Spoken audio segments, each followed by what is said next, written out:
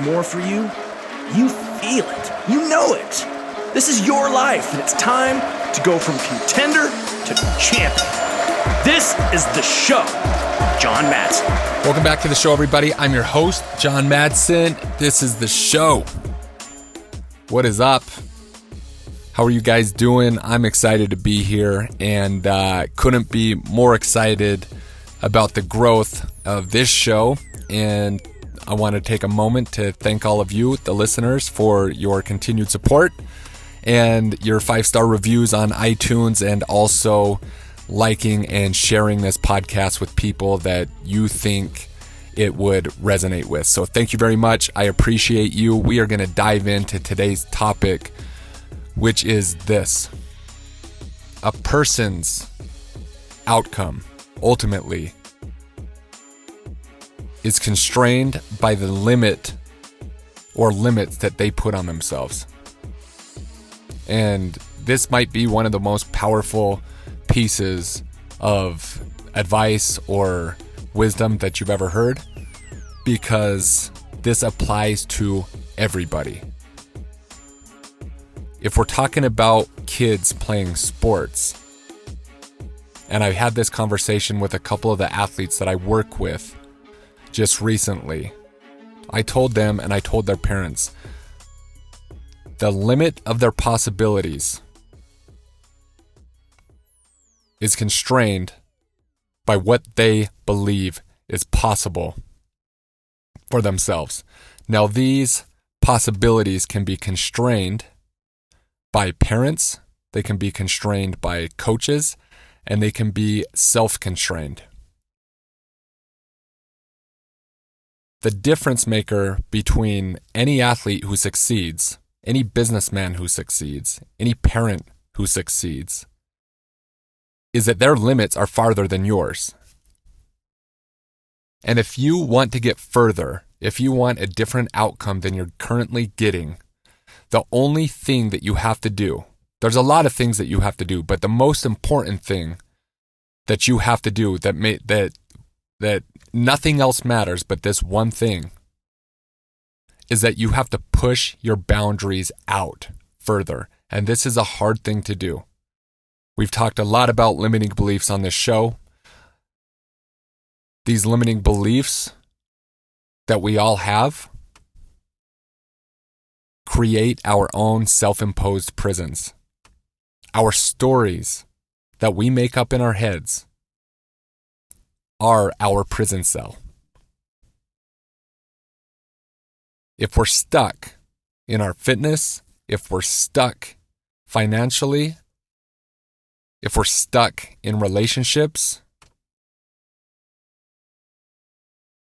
the one thing that you have to do is to stop believing that the solution is external. Because your internal state, what you believe you deserve right now, is exactly what you're getting. What you believe internally about you is portrayed in your external world. This is a hard thing for people to understand, because it's really easy to blame outside circumstance.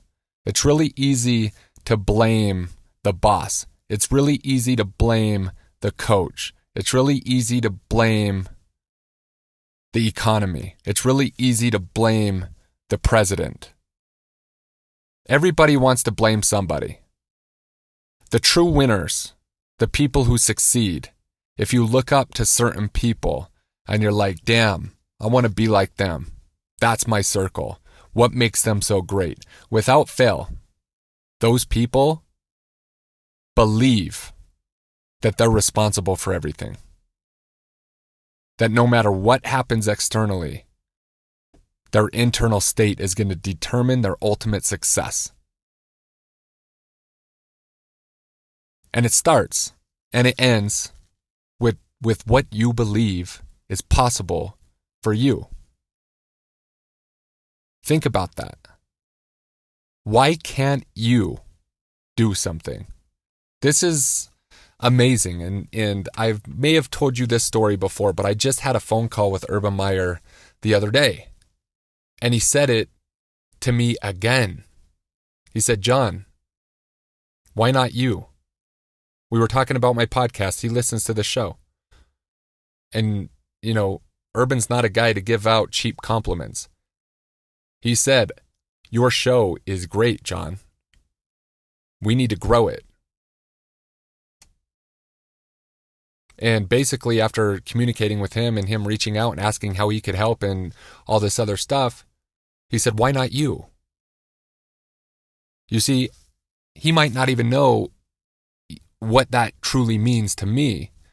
But when we were at Utah and he came from Bowling Green, we were chosen to pick 7th out of 8 teams in the Mountain West, a pretty shitty conference. And I told you this story before on an episode way, way earlier. We had a banner in our weight room that said, why not us? Why not now? You see, this is a core foundational belief for Urban.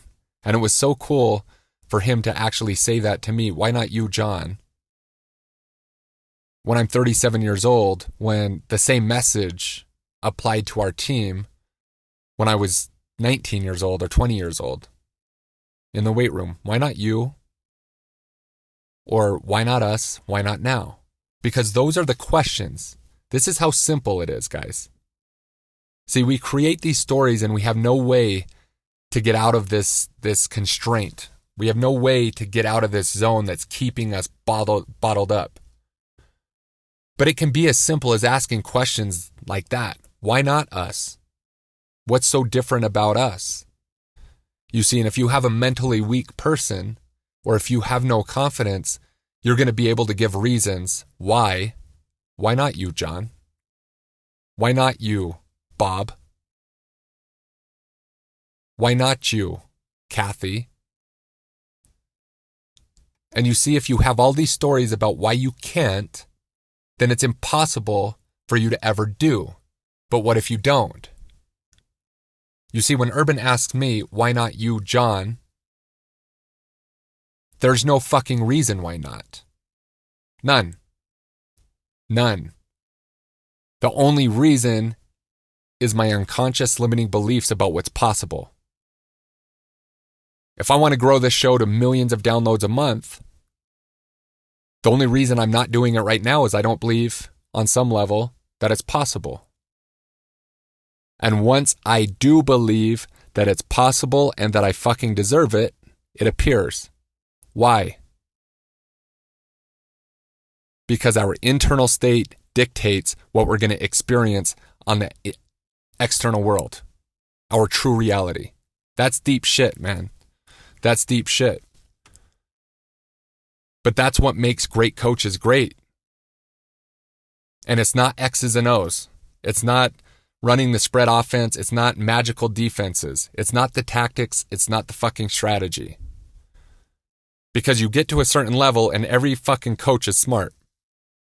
They wouldn't be Division I coaches or coaches in the NFL if they were idiots. And if they were idiots, they would get found out and they wouldn't be there for long.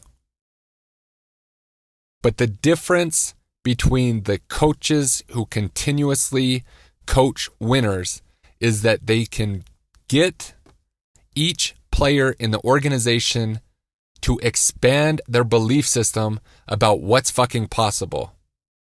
You see, when Urban came in, our belief system of what's possible was we could possibly win the Mountain West Conference.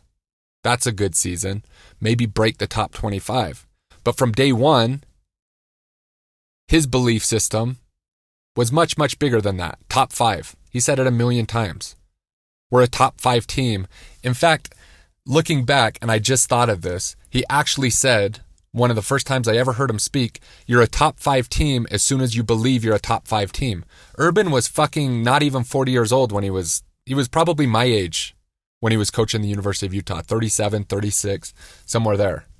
You will be a top 5 team, University of Utah, who's chosen to be picked 7th in the Mountain West Conference, who nobody fucking believes in, who nobody believes it's possible, but you, University of Utah, will be a top 5 team whenever you motherfuckers believe it's possible. Holy shit. You fucking kidding me, man? Like, that's the shit, right? That's what I'm talking about right here, right now, today. Top 5. Top 5 program when you believe it's possible. So for you individuals who are driving down the road, listening to this podcast in the gym, wherever you're at, you're listening to this show because you believe that you can achieve more or you want to achieve more.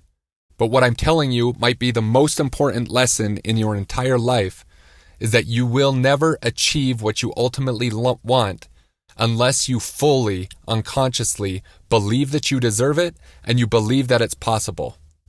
How do you make that happen? If you're a parent of an athlete and you feel like that athlete has way more ability than he or she shows on the tennis court or the football field or the basketball court, and you're like, why can't they just play to their ability? The answer is that inside of that young athlete's mind, they are constrained by their current belief system about what they feel is possible for themselves. This is a hard one, man, because it has been proven that our unconscious beliefs that run in the background, we're on autopilot 95% of the time, and many of these beliefs were given to us in between the ages of 0 and 7 years old. Because when a child is 0 to 7, or even inside the womb, people are talking about right now, there's no filter. Everything that they see and hear, there's not getting that filter system, and it's going right into their unconscious. Oh my God, as a new parent, how important is it to do conscious parenting? Everything that comes out of my mouth and my wife's mouth, every conversation that we have when our daughter is present has impact. So many parents don't know this. So many parents don't care about this. They say what they say. They fight about money. They fight about this. They eat a bunch of bullshit. They are appearing unhealthy in front of their children. And they act like that doesn't have any impact or greater impact for the rest of this child's life. They couldn't be more wrong. Luckily, my parents always told me that I could be whatever I wanted. I remember when I was younger, we went through like some photo albums, and when I was in kindergarten, we were supposed to, or preschool, what do you want to be when you grow up? And I drew pictures and, shitty pictures, and I wanted to be an astronaut. Or I wanted to be a pilot. I remember this because we went through them. But I also remember pretty vividly that there was never a time that my parents ever said that I couldn't do that it wasn't possible. So naturally, when I was, 6 or 7 and started playing baseball and all the other sports, I wanted to be a professional athlete. Nobody told me that it wasn't possible. My unconscious believed that it was possible, because here's the thing, guys. I have a fundamental belief. If one motherfucker can do it, then I can do it too. If another person has done it, then I can do it. Not to go off on a tangent, Muggsy Bogues, 5'3", played in the NBA for years. How many parents, how many people, how many coaches would say, dude, you're too fucking short to play basketball. You should go do something else, play golf. Somehow, some way, that guy believed that his height didn't determine his future in basketball. He got to the NBA because he fucking believed he could do it. So when I wanted to be a professional athlete, when I was in 7th grade, we had this assignment where we had to go to the computer lab and rank on a scale of 1 to 10 what we like to do in our different interests. And the whole point of this exercise was that at the end of the week, after answering hundreds of questions, the computer would spit out 10 different careers that we should think about getting into. And then we would meet with our counselor, and our counselor would help us get into the corresponding classes. Well, my sheet came out and professional athlete was never on it. We had to choose two. Career choice number 1, career choice number 2. Because professional athlete wasn't on it, I wrote in professional athlete twice. 2 times. 7th grade. I got called down to the counselor's office, Mr. Beasley, and he said, John, do you know how many kids become professional athletes? Do you even know how many kids become Division I athletes? And I'm like, no, sir. He's like, here's the statistics. And he pulled out a sheet of paper. I remember this shit like yesterday. And he said, you know, if you want to play a Division I sport, about 3% of athletes, high school athletes, actually ever play Division I. And if you want to be a professional athlete, then it's less than 1% or whatever the fuck, right? It was the first time in my life I had a figure tell me that what I wanted to do wasn't really possible. I get it. He was doing his job. But luckily at that time, because I had an internal belief that I believed it was possible, I fucking rejected that shit on the spot. Rejected it. How do I know I rejected it? Because I remember his fucking name. I remember his name when I don't remember a ton of coaches I had. I don't remember a ton of teachers I had, but I remember his name. I remember what he looks like. I remember what the fucking office looks like. It was that vivid because I'm like, I will show you. And I made it to the NFL without ever playing a fucking down of high school football. My goal wasn't the NFL. My goal was to be a professional athlete. Here's the fucking crazy thing though. I made it. I made it because I believed I could. Here's the crazier thing. When I got there, I reached my goal and it wasn't big enough. If I knew what I knew now about limiting beliefs, the power of words, the power of belief, I would have believed that I could have been a Hall of Famer. I would have believed that shit. And I would have achieved that shit. But I didn't believe it when I got to the top level. Talent was fine. Talent was 100% fine. Every coach that ever coached me would tell you that straight to your face. Talent wasn't a problem. When I got to the NFL, it became big. When I got there, I thought I made it.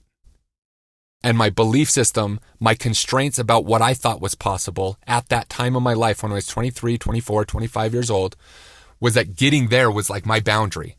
But my boundary, my limitation, my prison was created by my limiting belief that that was all that I could achieve. It should have been far better than that. So what does this mean to you? What does this mean to you today? It means that what you believe you deserve and what you believe is possible for you today, that's exactly what you're getting right now.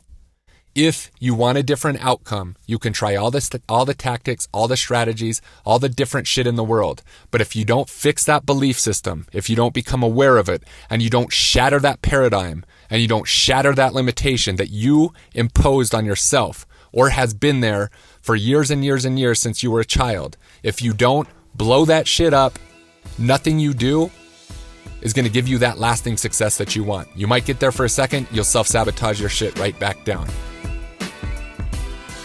If you want to change your life, change your belief.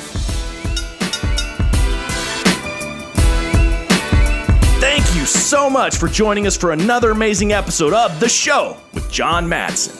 The greatest compliment that you could give us is liking, loving, and sharing this episode with all of your friends. So please go to iTunes, leave us a 5-star rating and review, and then share it online with everyone that you know. Make sure to tag John as well. He loves to hear from listeners of the show. The links for all of his socials and iTunes are in the show notes. Also, if you'd like to engage John for anything related to his coaching, consulting, or programs, please visit johnmadsen.com for everything you'd need to know on how to engage with John offline. And lastly, thank you for your time, your attention, and your consideration. This is The Show.